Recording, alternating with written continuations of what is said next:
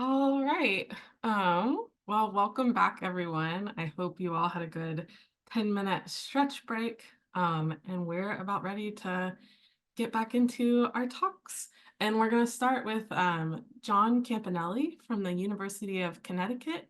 And he is going to be speaking about climate change as a catalyst for New England Department of Transportation to transition to revegetating with native plants, which influence the creation of the Northeast Seed Network.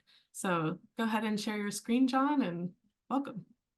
Okay, so sorry about, I saw everyone else's title and I realized mine was quite verbose, but there is a connection between the research I was doing for the DOT and the eventual need for ecotypic seed in New England. And as I go along, it'll become clear why.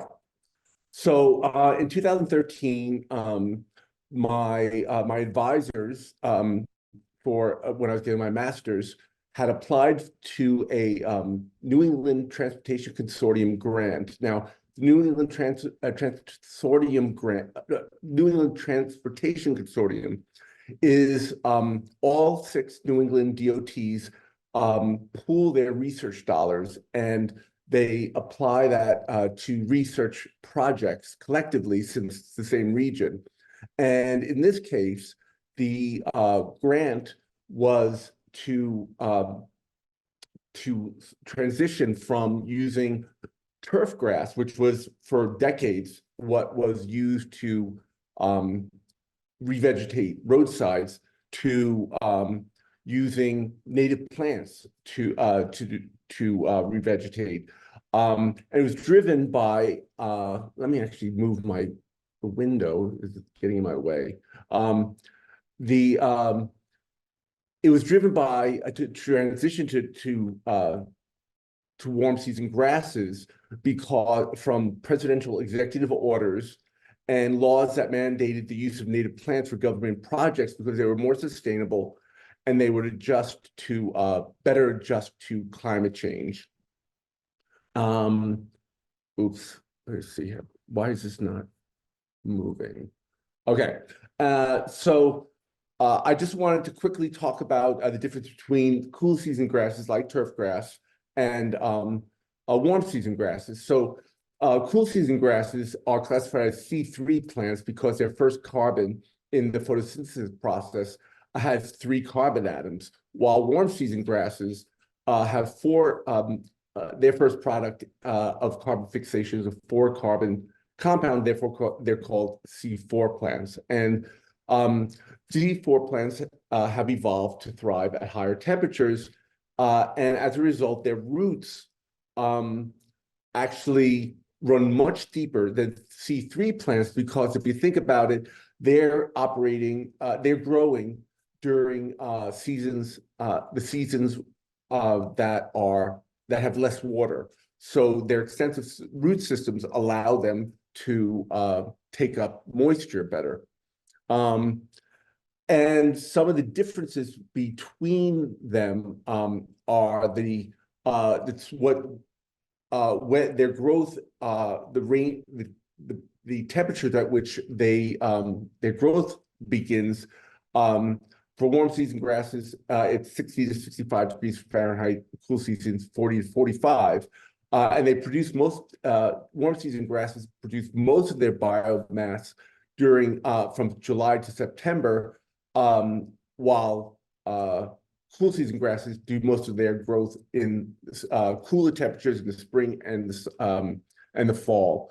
And out of season, the warm season grasses are dormant in the spring. They're pretty brown, and then they green up during the summer. And the cool season grasses get stressed. And at least for native warm season grasses, it takes a long time for them to establish, and 3 or more years, while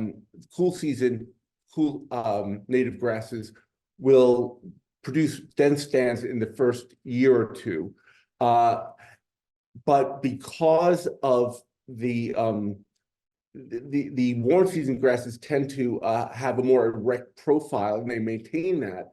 They are more beneficial to wildlife than cool season grasses, which tend to flop over once and get matted, which takes away that ability for wildlife to nest and to maneuver among them.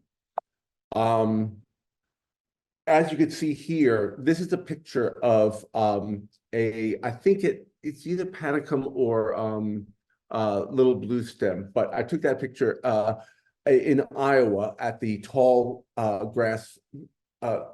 prairie. Oh, Jesus, I'm getting the name wrong. The Tall Grass Prairie Center. Oh, Jesus.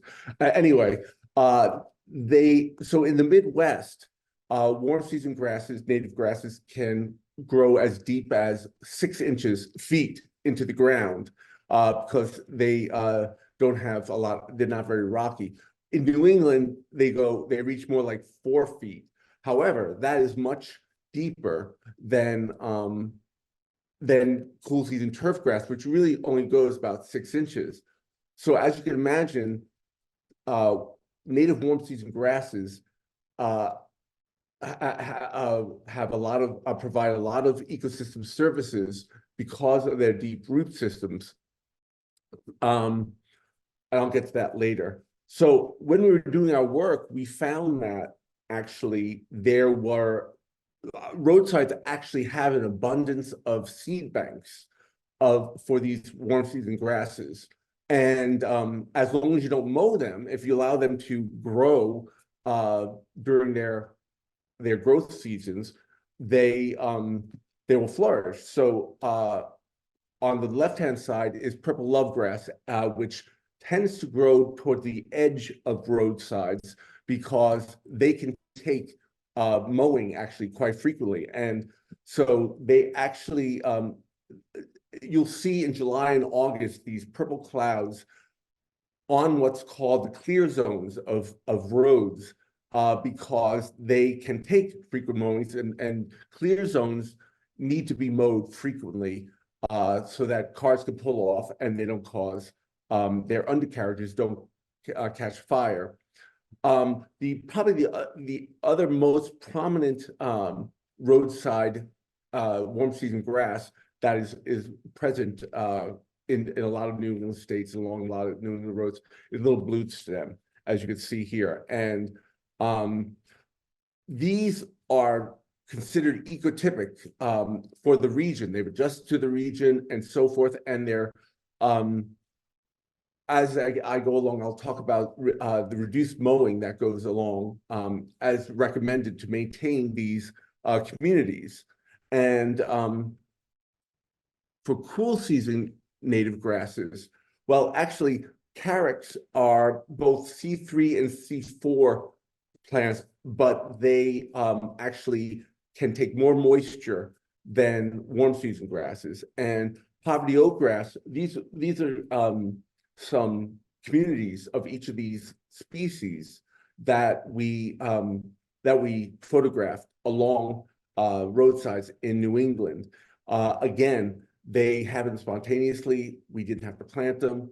And as long as you reduce your mowing, often you'll, at least on roadsides, you'll see the presence of these grasses. So unlike turf grass, which gets mowed several times a year, native plant communities should be mowed just once a year or once every other year so that they flower and set seed. Not only does it save money for the DOTs in terms of labor, gas, machine wear, and even workers' insurance, because think about it, if you're mowing less, there's maintenance workers are less are on roadsides less often, and this means that there'll be fewer accidents. They always have to, safety is always the primary concern for DOTs, and but most importantly, by mowing just once a year, it reduces the amount of emissions that are given off by tractors, which is a significant contributor to climate change. Now, the deeper, more extensive root systems of um, native warm season grasses is that they prevent soil erosion because they bind the soil together much better. But they also open up spaces in the soil, which makes them better able to absorb water following extreme weather events, which are going to become more frequent with climate change. So, in addition, by using warm season grasses, the soil, it not eroding, it prevents pavement. It helps maintain the integrity of asphalt, which reduces the amount of repavement that has to go on, which reduces the use of heavy equipment emissions. Again, a contributor to climate change. It also prevents non-point pollution of roadway contaminants, which include rubber and metal deposits from tire wear, antifreeze, and engine oil, as well as pesticides and fertilizer, again, which are contributors to non-point pollution. And in a similar way that rain gardens work, roadside native plant communities slow down the water as that runs off of the roads. It slows it down, and then because the roots open up the soil and make them better able to absorb the runoff, instead of running into the water, contaminated water, running into nearby rivers or streams, they actually can be filtered by soil, which is an excellent filtration system for pollutants. So by the time that they get absorbed into the soil and then run down, they'll go into groundwater as more purified water, and therefore helping to reduce pollution. Now, climate change will also encourage non-native invasive species to flourish.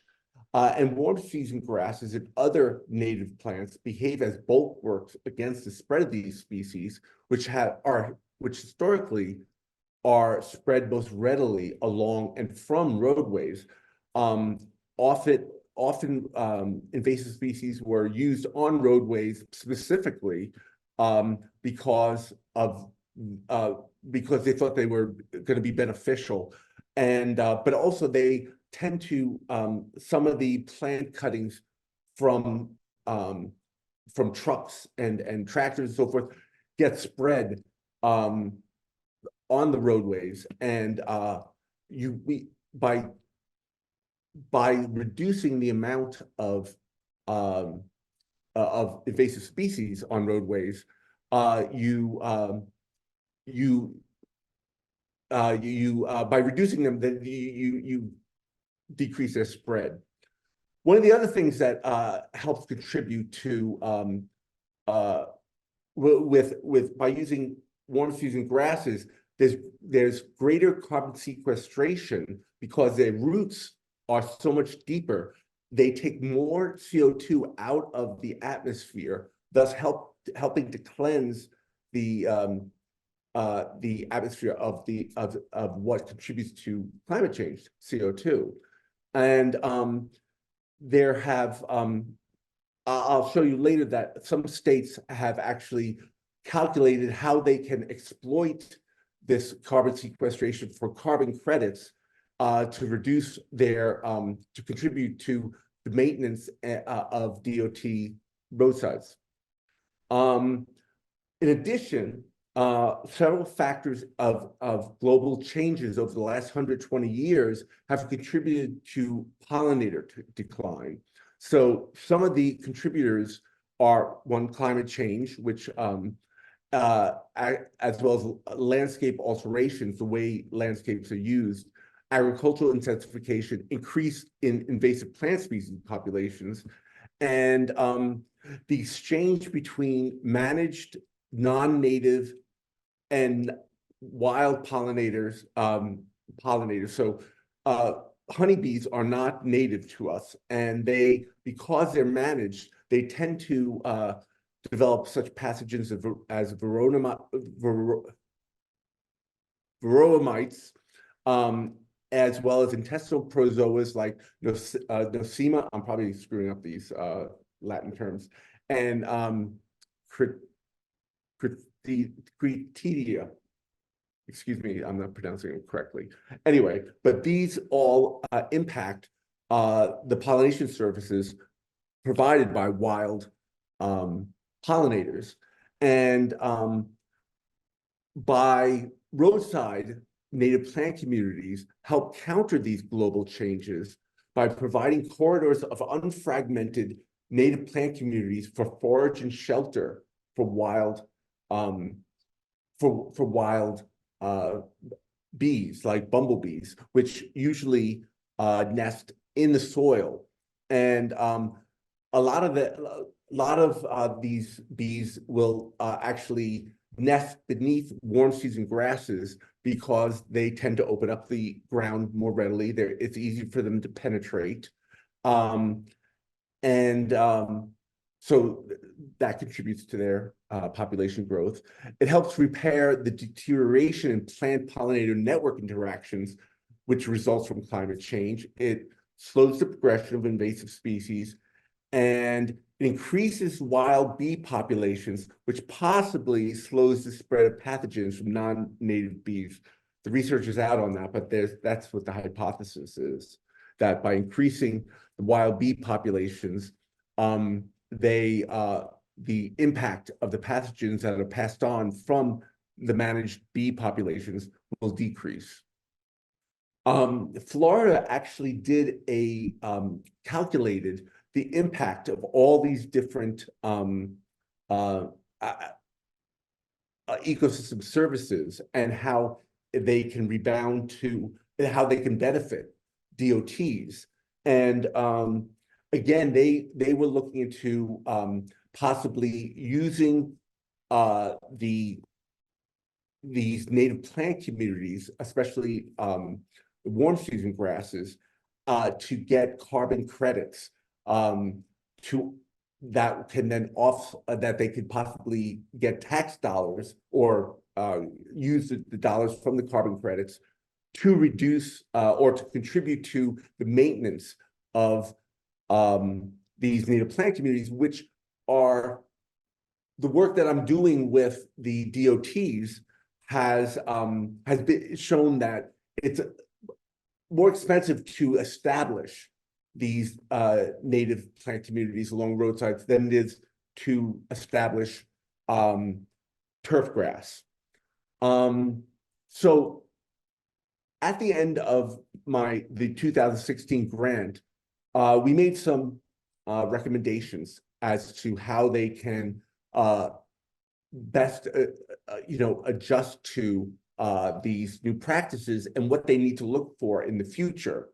So one of the recommendations we made was that they need to use local ecotypes.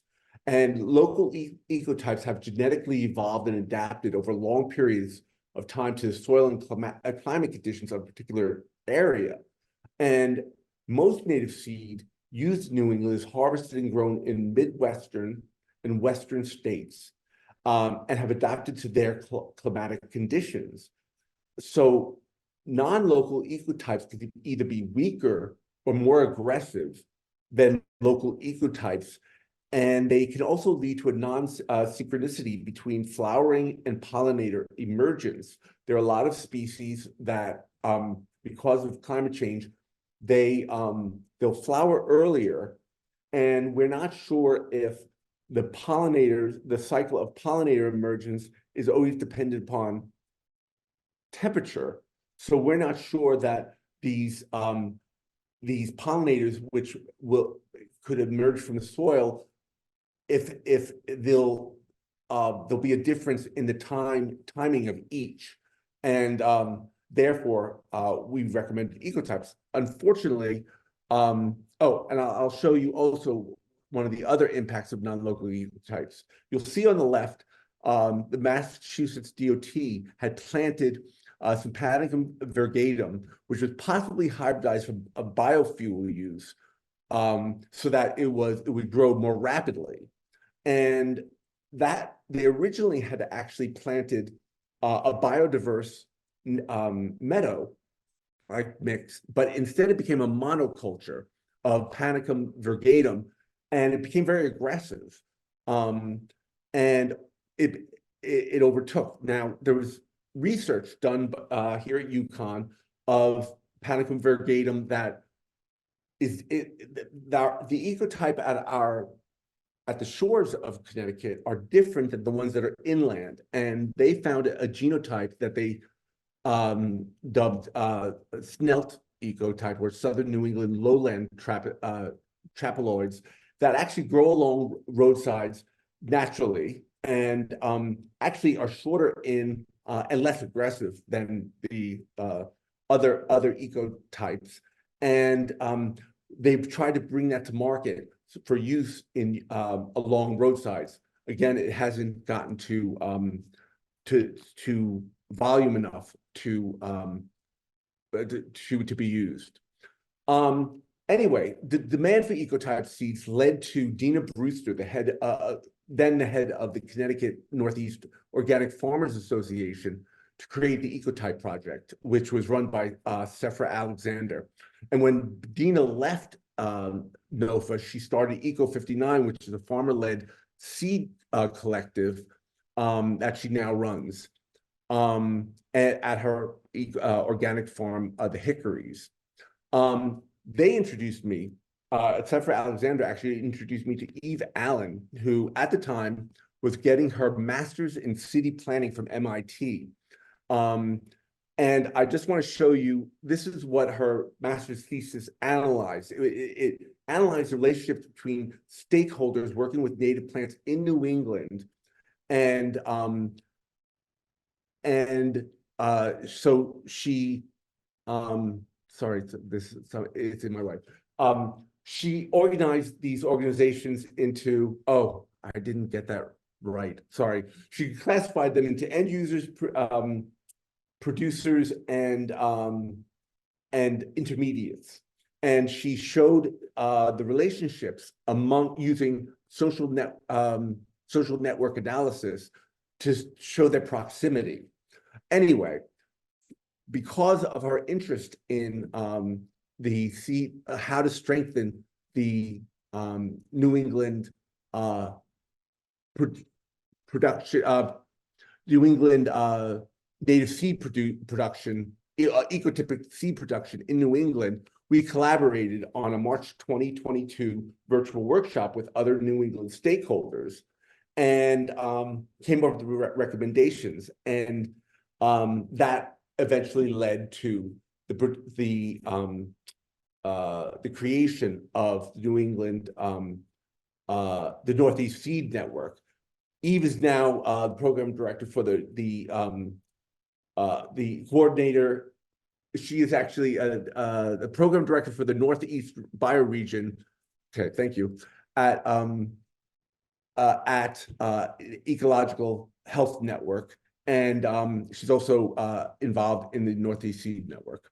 Finally, I just want to talk about, all of this may be moot because as climate change comes along about, even native plants may not be survive in their native regions, and they're looking now at assisted migration, which would take native plants from warmer regions and planting them in cooler regions. But that's a whole nother topic. That's it. And other questions? Sorry, everything was quite fast. Thank you very much, John, for that great presentation. You do, in fact, have some questions. The first one is, do you recommend mixing warm and cool season grasses on roadsides? Yes, especially because in the spring, you don't want everything to be brown, and they each serve different purposes because they're growing. They grow at different temperatures. So yes, definitely. Excellent. Do you have any advice on how to motivate DOTs to utilize native plants in ROWs? If you have a, I'll tell you, actually, the focus of I'm getting my PhD right now, and motivating bureaucracies is really difficult. One of the things that we're doing is there's something called the CCAA, which is about helping monarch butterflies, and so the DOTs get some funding if they sign up to this agreement, and we found the biggest motivation for DOTs is if they're required to do something, and by entering into these agreements, they are required to do maintenance, which would benefit milkweed, but also other native plants. So that's the stick we're using, as well as carrot, to motivate them. Great, thank you. So regarding pollinators, wouldn't it be even more beneficial to diversify your warm season grasses with some native pollinator-friendly blooming native plants, like, for example, Monarda fistulosa? Actually, I'm sorry that I didn't. We do that. Actually, I concentrated on the benefits of warm season grasses. I forgot to touch on. We actually created a seed mix that has 25 to 30 species in it, and we use a shotgun method, meaning that so each site, even though the seeds may be adapted to a certain climate, each portion of the roadside has their own microclimates, and so we don't expect that all the species will flourish, and therefore only maybe half of the species that are seeded will usually take root, but that still means that you have 12 to 15 species of that create a biodiverse roadside meadow. But it does include forbs. Yes, sorry about that. Great, thank you. Next question. The effects of air pollution on pollinators is an ongoing field, and work suggests that carbon monoxide, carbon dioxide, ozone, and exhaust particles negatively affect pollinators. So would roadside forb seedlings actually improve pollinator populations? I'm not sure. What? Say it again. I'm sorry. Yeah, no problem. The effects of air pollution on pollinators is an ongoing field, and work suggests that carbon monoxide, carbon dioxide, ozone, and exhaust particles negatively affect pollinators. So Right. would roadside forb seedings actually improve those populations of pollinators? Well, we already know that there actually, I didn't show pictures of it, but there are actually forbs that already, native forbs that are established along roadsides. So, a lot of solidago, a lot of asters, and they, in our test runs, they definitely flourish despite that. And while I'm sure the carbon monoxide and ozone and so forth will all impact them, the presence of these the flowers, the forbs do flourish, can flourish, and it's better than nothing. Let's put it that way. Yeah. Great, thank you. A few folks would like if you could provide the study that showed the colonization differences between non-local grasses and local grasses of the same species. Perhaps you could include that in HUVA or touch on that just briefly. Okay. Well, there's actually I do know of a study from the University of Rhode Island from Rebecca Brown. I will try to put that a link to her research on that. But if you look at Rebecca Brown and warm season grasses, and she explored those that did research on that. Yeah. But Great, I'll put that into the Do I put it into the chat afterwards? Is that it? Sure, that'll work. Yeah. Okay, sure. Thank you very much, John. Morgan, go ahead. Yeah, thank you, Annie, and thank you again, John. That was really great. No. Hopefully we see that happening everywhere soon. Yeah. It's actually happening in a lot more states in New England. So we're lagging. Yeah.